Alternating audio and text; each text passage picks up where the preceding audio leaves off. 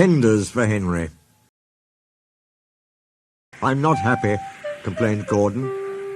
"Your firebox is out of order," said James. "No wonder, after all that coal you had yesterday." "Hard work brings good appetite," snapped Gordon. "You wouldn't understand." "I know," put in Duck brightly. "It's boiler ache. I warned you about that standpipe on the other railway, but you drank gallons." "It's not boiler ache," protested Gordon.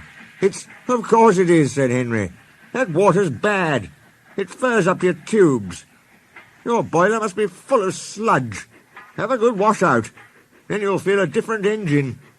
"Don't be vulgar," said Gordon huffily. Gordon backed down on his train, hissing mournfully. "Cheer up, Gordon," said the Fat Controller. "I can't, sir.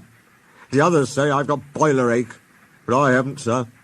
I keep thinking about the dreadful state of the world, sir. Is it true, sir, what the Diesels say?" "What do they say?" "They boast that they've abolished steam, sir." "Yes, Gordon, it is true." "What, sir? All my Doncaster brothers drawn the same time as me?" "All gone, except one." The guard's whistle blew, and Gordon puffed sadly away. "Poor old Gordon," said the Fat Controller. If only we could." "Yes, I'll ask his owner at once." He hurried away. Arrangements took time, but one evening Gordon's driver ran back excited. "Wake up, Gordon! The Fat Controller's given you a surprise. Look!" Gordon could hardly believe it. Backing towards him were two massive green tenders, and their engine shape was very like his own. "It's Flying Scotsman," he gasped. "The Fat Controller's brought him to see me. Oh, thank you, sir." Gordon's toot of joy was drowned by Flying Scotsman's as he drew happily alongside. Next day the two engines were photographed side by side.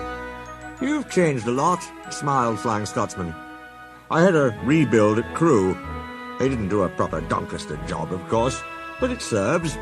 I had a rebuild too and looked hideous, but my owner said I was an extra special engine and made them give me back my proper shape."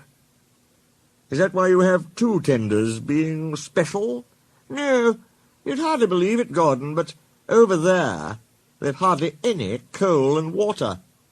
"But surely every proper railway—" "Exactly. You are lucky, Gordon, to have a controller who knows how to run railways." Everyone got on well with Flying Scotsman, except Henry. Henry was jealous. "Tenders are marks of distinction," he complained. "Everybody knows that. Why has he got two?" "He's famous," explained Duck and Donald. "He was the second to go 100 miles an hour. Besides, the other railway has no coal and water." "Pooh!" sniffed Henry. "I can't believe that. I never boast," he continued, "but I always work hard enough for two. I deserve another tender for that." Duck whispered something to Donald. "Henry," asked Duck innocently, "would you like my tenders?" "Yours?" exclaimed Henry. "What have you got to do with tenders?" "All right," said Duck. "The deal's off. Would you like 'em, Donald?" "I wouldn't deprive ye of the honour." "It is a great honour," said Duck thoughtfully, "but I'm only a tank engine, so I don't really understand tenders. Perhaps James might—" "Sorry I was rude," said Henry hastily. "How many tenders have you, and when could I have them?" "6, and you can have them this evening." "6 lovely tenders," chortled Henry. "What a splendid sight I'll be! That'll show the others the sort of engine I am." Henry was excited.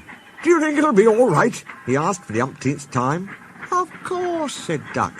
"Just go where I told you, and they'll be ready." Meanwhile, word had gone round, and the others waited where they could get a good view.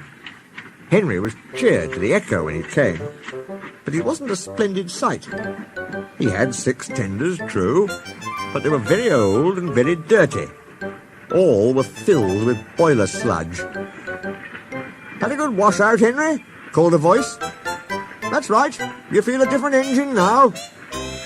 Henry wasn't sure, but he thought the voice was Gordon's.